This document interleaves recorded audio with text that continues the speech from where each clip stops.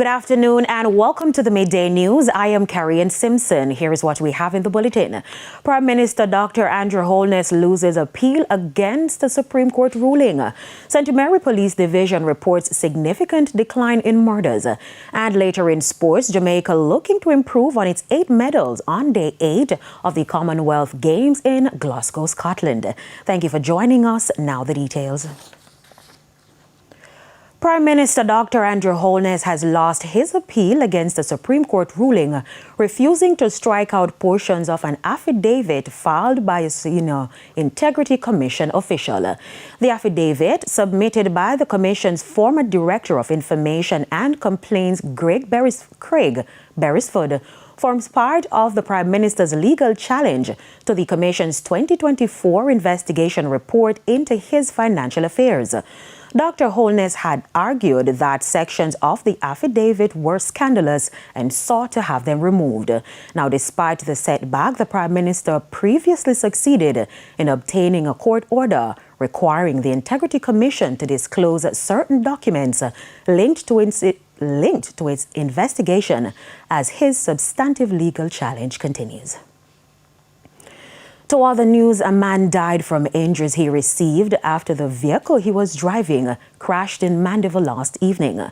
He has been identified as 47-year-old Junior Samuels of Bailey's Pen in Tollgate, Clarendon. It's reported that Samuels was driving a Toyota Hiace bus along Manchester Road around 7:30 when he lost control of the vehicle, which overturned and hit an oncoming Honda CR-V. Now, he was taken to hospital where he was pronounced dead. No one from the CR-V was injured in the crash. The St. Mary Police Division is reporting a significant decline in murders across the parish compared with the corresponding period last year. Assistant Superintendent Andre Quest made the announcement during a town hall meeting in the parish on Thursday night. The parish of St. Mary is experiencing a 63% reduction in murders right across the board. This means that we are on the right path. The days when St. Mary used to be plagued with murder is a thing of the past. St. Mary is not just a beautiful parish, but it's also a parish that we all share, not just as stakeholders, not just as business owners, but as residents. And we cannot and will not allow persons to come in, destroy the place, and just leave it like that. ASP Quest also revealed that St. Mary recorded a 55% reduction in fatal motor vehicle crashes.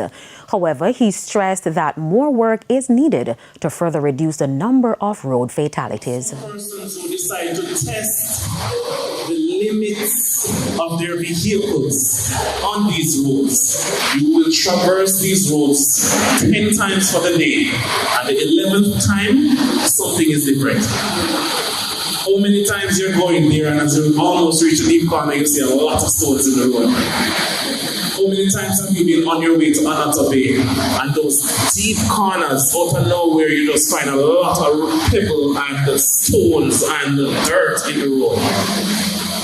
So there's always something changing, and that's because the road is it's a tricky place, and a lot of persons don't give it the respect it deserves.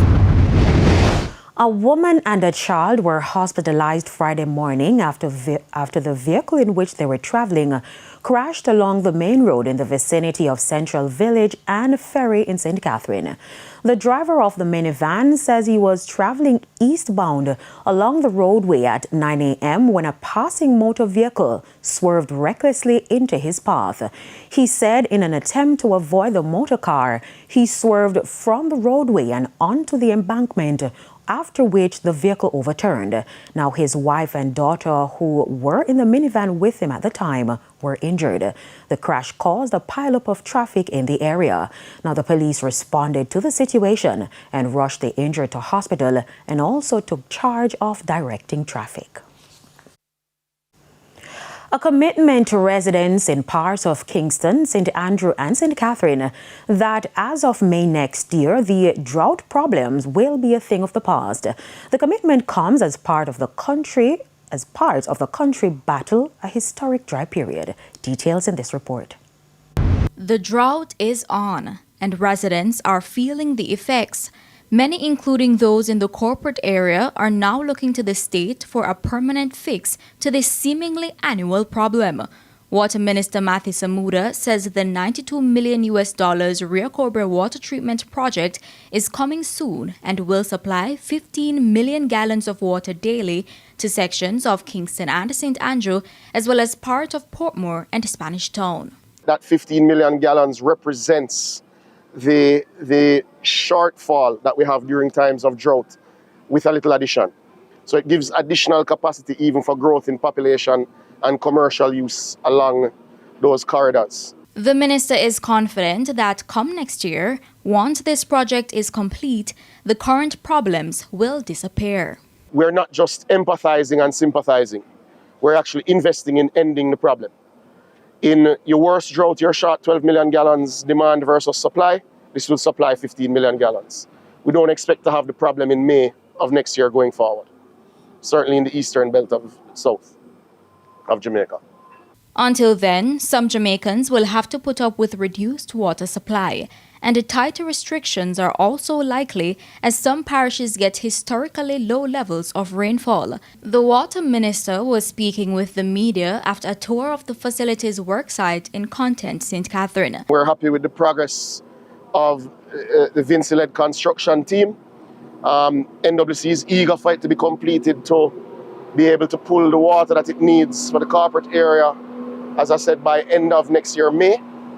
The project is on time, it is on budget, and myself and P.S. Robertson are very happy with the progress. But people in other parts of the country are also feeling the pinch from the drought and are wondering if a fix is coming soon for their area too. The largest water project is in the northwest of the island, where the pipes are being laid between Martha Brae and Negril. That phase of the Western Water Resilience is $170 million. This is $92 million, so that is $80 million more. So we are active in a number of spaces. They are in the engineering and training and land acquisition phase in Pedro Plains with the irrigation scheme. When they enter the construction phase later this year, that will be the construction phase of approximately $200 million. So it gives you an idea of the sort of commitment the government has made to improving the water infrastructure in Jamaica. Aliyah Bryant, TVJ News.